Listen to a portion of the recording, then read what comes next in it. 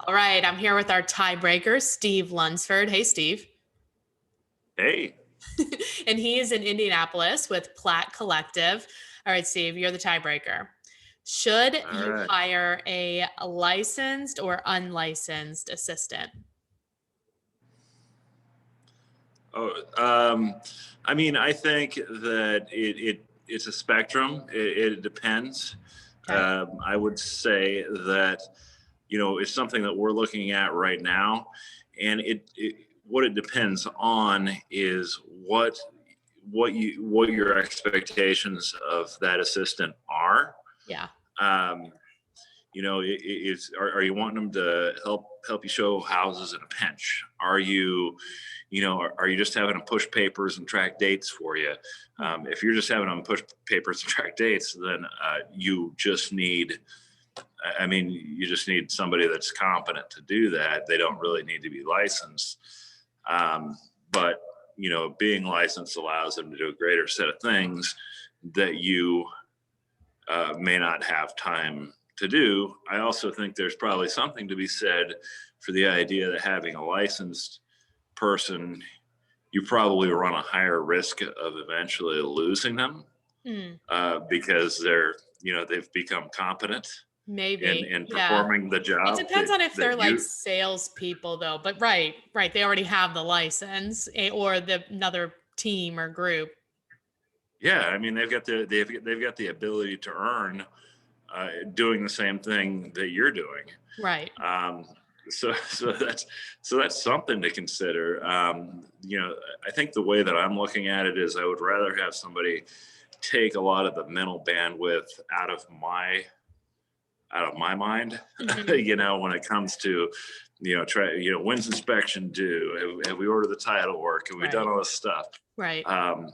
That's usually what I am trying to accomplish, or that is what I am trying to accomplish by bringing this person out of the gate. I think in the long run, as things ramp up, so I think in the short run, unlicensed. In the long run, licensed is a little more ideal.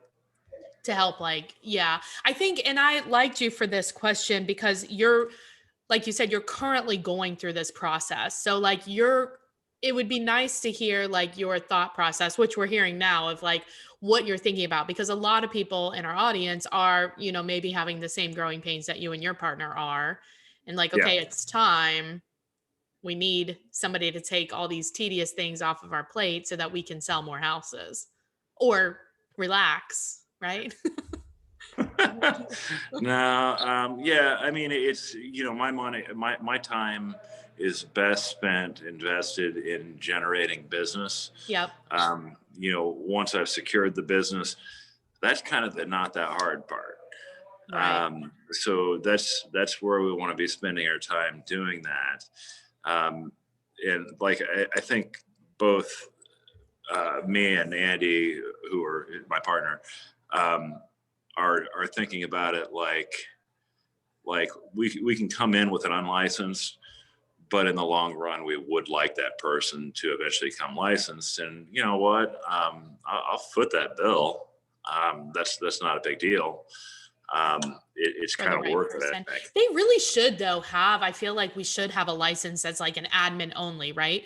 Where it's like, because some states require a licensed person to write up maybe inspection addendums or whatever. So like if there was like an admin only licensing that allowed you to do like negotiate inspections or whatever, go kind of back and forth on that, Right. just be like a showing agent and like that's it, but you're not like a fully licensed realtor, that would be great.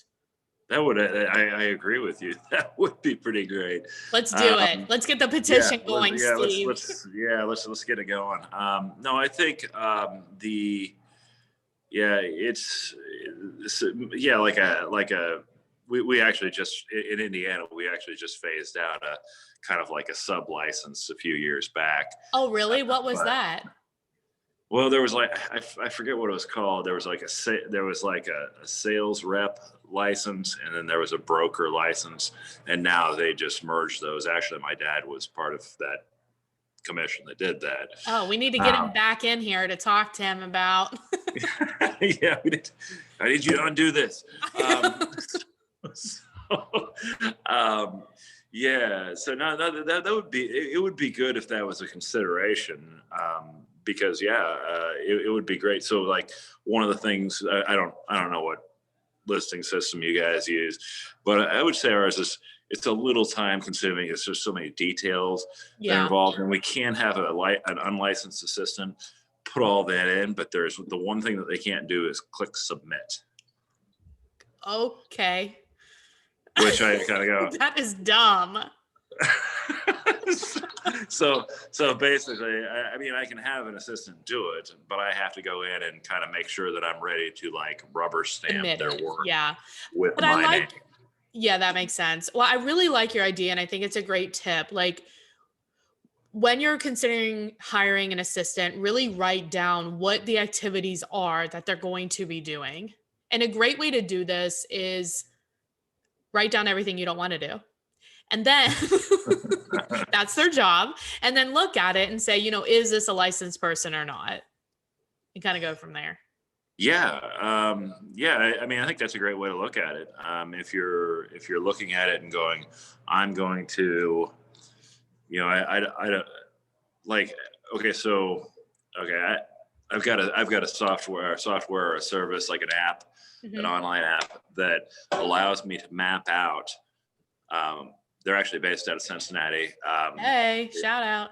Yeah, Cincinnati's been cranking out some good real estate apps. Yeah, we are. Um, so, it allows you to basically map out a real estate process to where you can assign tasks that either don't require a license or you don't want to do.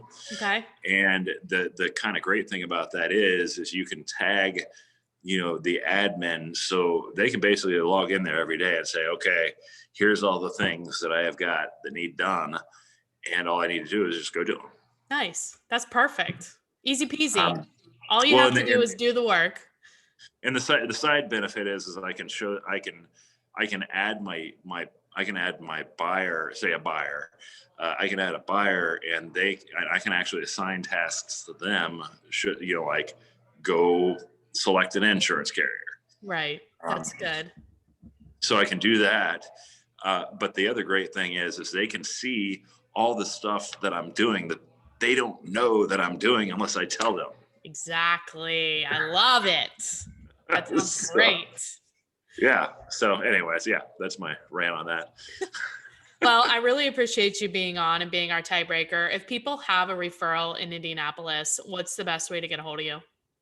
Yeah, you can get me. I'm Steve Lunsford. I'm with Plat Collective, which is a Indianapolis homegrown brokerage. I'm at 317-643-1848. Would be glad to help anybody coming to or leaving from the Indianapolis market. So Perfect. And you're on Facebook. I know you're on I LinkedIn. am. I'm on all the things. Perfect. All right. Well, thanks a lot for being on. Have a good day. All right. Hey, thanks so much.